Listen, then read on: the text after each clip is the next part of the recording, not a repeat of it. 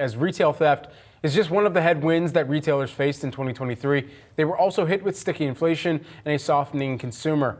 As we tracked these companies throughout the year, time and time again, a few stood out on top as consumers looked to value when spending. Here to analyze the year that was and give his outlook for 2024 is Oliver Chen, TD Cowen Senior Research Analyst. Plus, we still have our very own Brooke DePalma with us.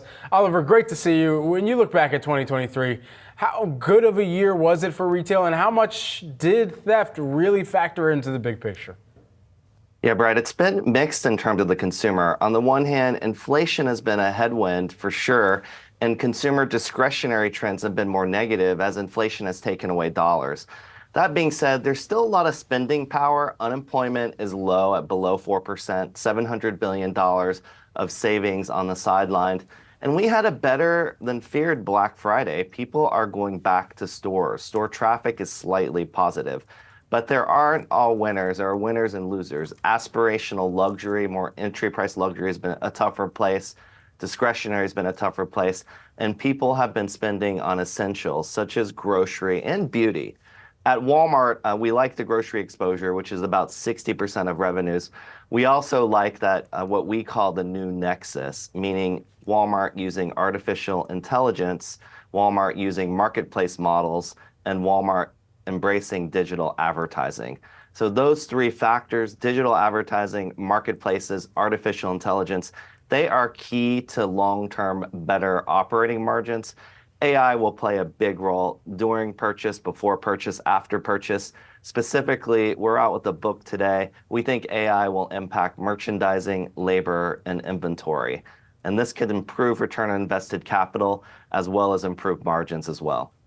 And Oliver, just to bring it back to retail theft, like we just discussed, yesterday there was a hearing on the Hill, and a Home Depot executive said that passing the Combating Organized Retail Crime Act of 2023 would be a critical step to solve this issue. Do you think this sort of legislation would help retail theft?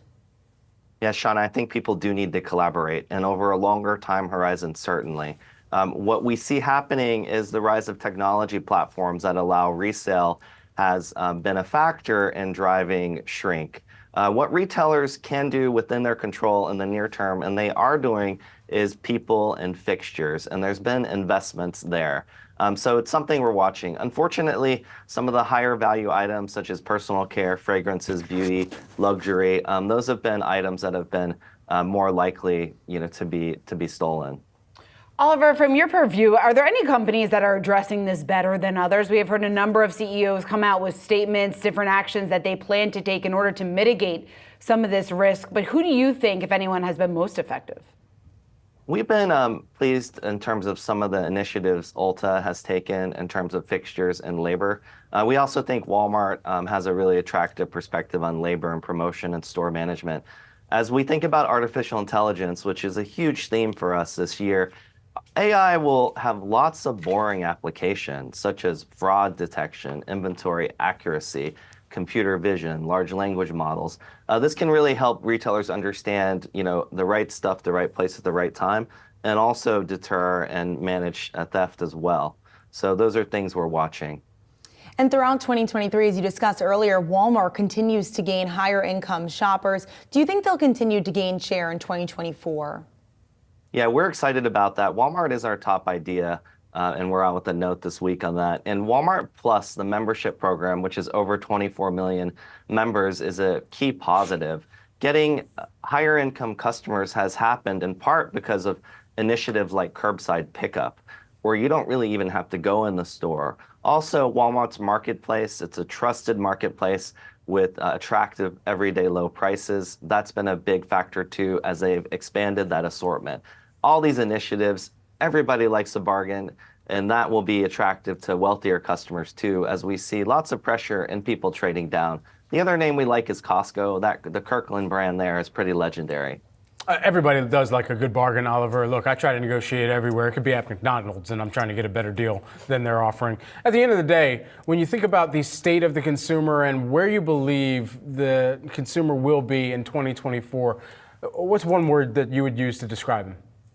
Optimistic, cautiously optimistic, but optimistic. I'm bullish, and I'm an enthusiast for shopping and what's happening. But the consumer, as you mentioned, Brad, will be very value centric. So prices matter, and that will be a factor. As we look ahead, what's going to be exciting is beauty, wellness, thinking about those categories as health is a new wealth, and that's important to everybody too.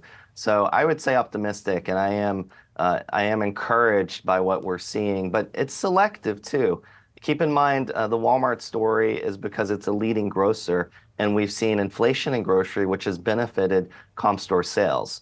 The other focus strategically that we should be focused on is the need for retailers to generate unit sales and also higher conversion rates. And traffic is going to be pretty sluggish. So there's really a mixed picture here.